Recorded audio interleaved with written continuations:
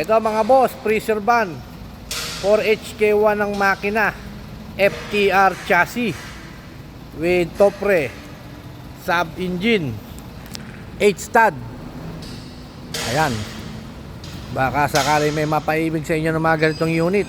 4HK1 FTR chassis, 8 stud. Ganda ng kanyang kanyang rim. And then yung size ng gulong niya is 265 by 70 R 19.5. Yan po, low profile po yung kanyang gulong. Ang pangilalim as is condition. Harapan niya po ay nakamolye with toolbox and then with fuel tank na rin. Ito, isang fuel tank. Ito, nakabags din to loob. With side door po ito. Ayan, oh. With side door. FTR chassis, airbag suspension lang po yung kanyang hulihan. Ito, ka-airbag. Ito yung kanyang chassis sa likuran. Then tignan natin yung kanyang loob. Ito yung kanyang loob. Ito kahoy yung nandirito niya. Nasa gitna niya stainless. Ito kahoy.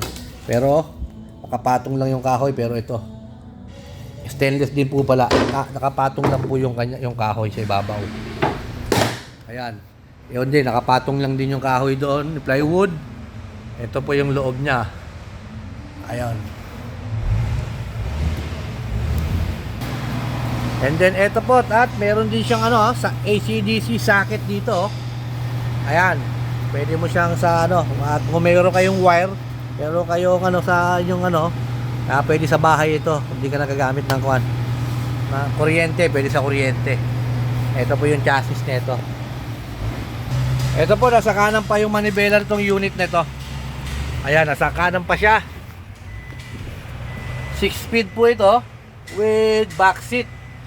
Ayan. Ito po yung kanyang odo. Tignan natin yung odo niya.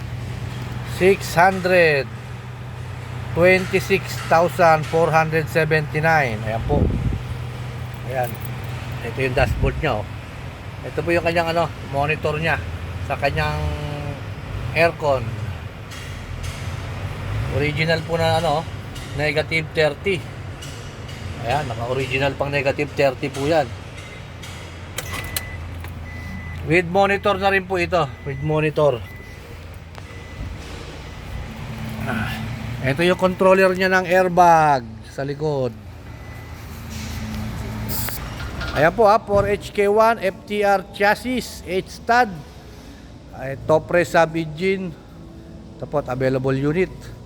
Sa mga naghahanap po ng 4HK1 na matitipid sa gas. Ito po yan, turbo po yan yung 4HK1 na yan. Yung iba kasi ayaw ng 6HK1, mas gusto ng 4HK1.